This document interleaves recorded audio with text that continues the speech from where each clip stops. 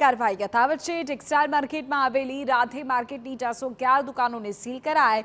Shri Om textile માર્કેટની 111, હિરપરાની 75 દુકાનો seal કરવામાં આવી। કતારગામ, બેગમપુરા, રાંદેર આ તમામ વિસ્તારોમાં સીલિંગની કાર્યવાહી કરવામાં આવી। ફાયર સેફટીના પૂરતા સાધનોને લઈને કરાય કાર્યવાહી।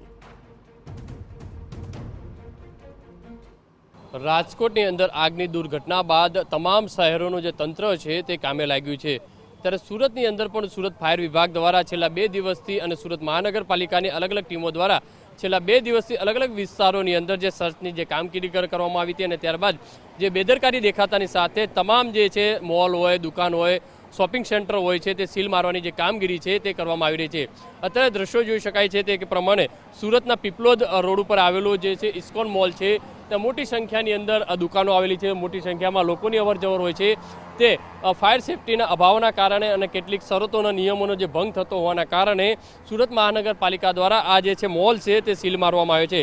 મોડી રાત્રે સુરત ફાયર વિભાગ દ્વારા અને સુરત પોલીસ સાથે રાખી અને textile market, hospital, dental clinic, tuition classes, gym, hotel અને રેસ્ટોરન્ટોને જે સીલ મારવાની જે કામગીરી છે તે કરવામાં આવી છે। સુરત ટેક્સટાઇલની વાત કરીએ તો સુરત ટેક્સટાઇલ માર્કેટ છે એક જીવતો બોમ્બ કહી શકાય છે।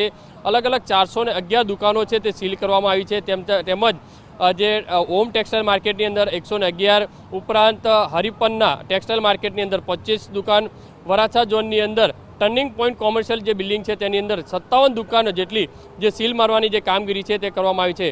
કતારગામની અંદર અલગ અલગ જે જીમ છે તેને પણ સીલ મારવાની જે કામગીરી છે તે ફાયર વિભાગ દ્વારા કરવામાં આવી છે। મહત્વની વસ્તુ એ છે કે રાજકોટની અંદર જે દુર્ઘટના બની ત્યારબાદ અલગ અલગ તંત્ર છે તે કામે લાગ્યું છે, પણ ખરેખર મહત્વની વસ્તુ એ પણ સામે આવી રહી છે। સવાલો એ ઊભા થઈ રહ્યા છે કે ફાયર વિભાગ દ્વારા, સુરત મહાનગરપાલિકા દ્વારા આ કામગીરી છે કેટલા સમય સુધી ચલાવશે તે એક મોટો સવાલ છે। કારણ કે અત્યારે જે સરકારને બતાવવા પૂરતી જે કામગીરી છે તે કરવામાં આવતી હોય તેવી ચર્ચાનો જોર છે તે શરૂ થયો છે। જો ખરેખર આ રીતની જો કામગીરી કરવામાં આવે તો મોટી દુર્ઘટના છે તે ક્યાંક ને ક્યાંક ટાળી શકાય છે। કેમેરામેન સંજય ચંદ્ર સાથે બલદેવ સુથાર, TV9 સુરત।